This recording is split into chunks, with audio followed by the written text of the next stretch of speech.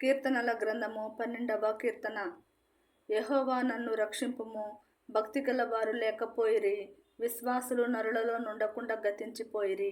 అందరూ ఒకరితో ఒకరు అబద్ధములాడుదురు, మోసకరమైన మనస్సు గలవారై ఇచ్చకములాడు పెదవులతో పలుకుదురు.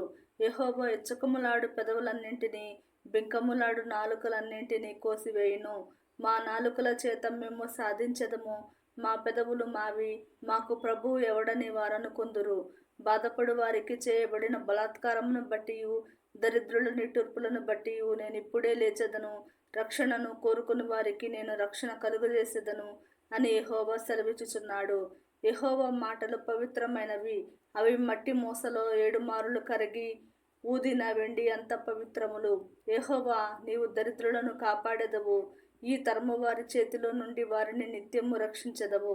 నరులలో నీచవర్తన ప్రబలమైనప్పుడు దుష్టులు గర్విష్ఠులై నలుదిక్కుల తిరుగులాడుదురు.